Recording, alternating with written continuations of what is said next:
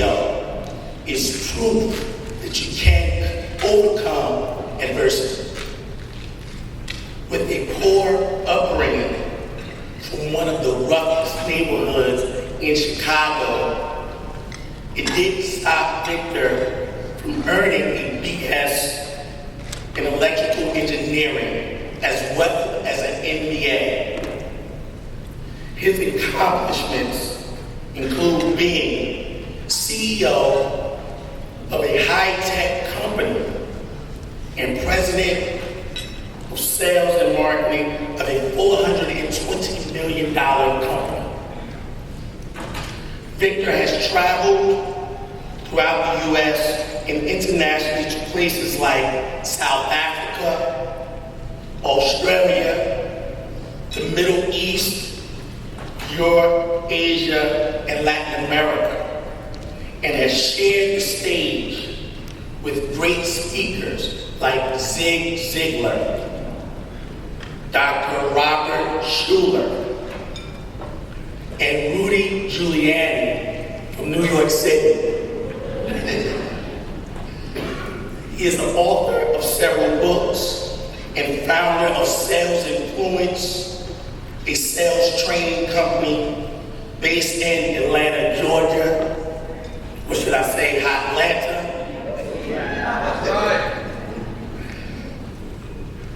We are proud to have him here today to share with you some thoughts on success. So please give him a warm welcome, Victor Antonio.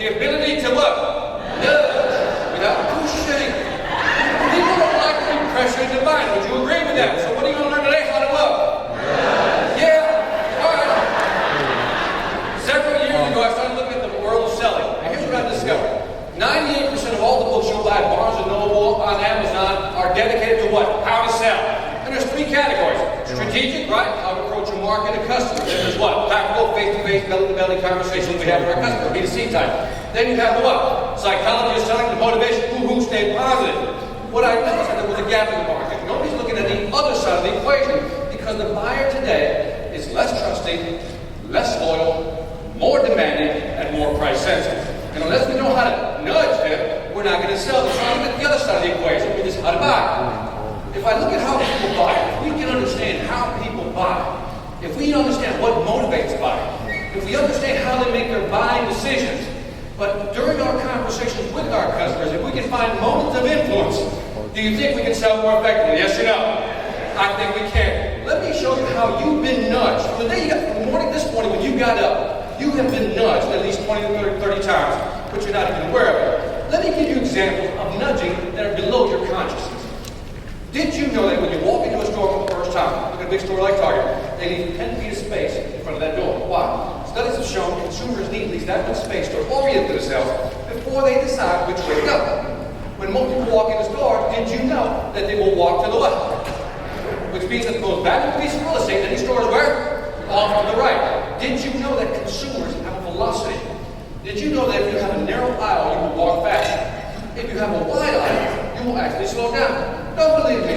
Next time you go to an anchor store like Macy's or Nordstrom, notice what happens when you walk past the perfume section. It opens up. The jewelry section, it opens up. Did you also know that there's something called an interception rate? What is that? You ever have somebody come up to you in the store and go, "Say, help me find something?" Well, here's the reason they're asking that question. By simply asking that question, studies have shown that your sales will go up 30%. Register that because that's why they're asking you. Do you believe that we're impulse buyers? Yes or no? Absolutely. Where do they put the milk? When you walk into a grocery store, where do they put the milk? All right, wherever's in the refrigerator, thank you for the application. Where do they put the milk? They put it in the what? In the back. They put the meat in the back, they put everything in the back. Why? Because they want you to what? Walk down the aisle, you come back, see some cookies, some donuts, and you like them. We're impulse buyers. Now let me ask you a question. When it comes to options, what do you think more people choose? When they look at this option right here, the big burger versus the small burger, studies have shown that most people will choose which burger? The small one. Apparently some of you are real hungry right now. Most people will choose the what? Small one. Now, but if I wanted to convince you to buy the big one, should I sell the feature? Should I sell the benefit of that big burger? Should I give you the value proposition burger? No.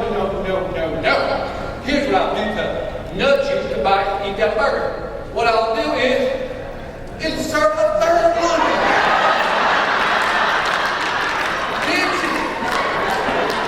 Listen carefully because this is important. When you only give a customer two options on your price list, they will always choose the cheapest one to mitigate their risk. But studies have shown that by simply giving three options, most people choose the one right in the what? Middle. So from this day forward, how many options will you provide? Three. I had a lady here, Victor. What if I only have two? I said, shut up! Make the third one. I don't care. Move on. When we talk about options, here's another study that was interesting done.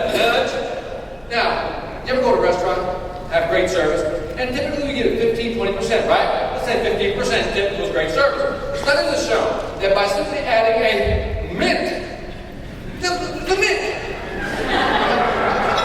tip rates go up 3.3%. Wow! 3.3. So you're thinking, well, what if I add another mint? That's a good question. So when you add another mint, the studies show it goes up 14.1. Wow! I know some of you go, I never get one. Shut up, you do. But here's the real power tool. Here's the real power tool to maximize the tip. What they found is that they come to your table, thank you for coming here, really enjoyed your service. They put a mint on your tip, then they pretend to walk away. You know, because I really like you. Here's a couple more.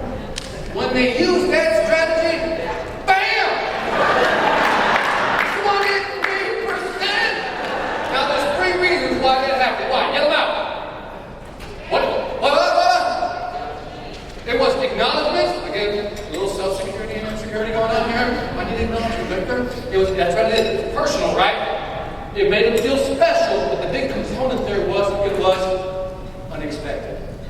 Here's the acronym I want you to remember. UPS. It was unexpected, it was personal, and you make somebody feel special. You with me so far? Because that's what we do. When we do something unexpected, our likability index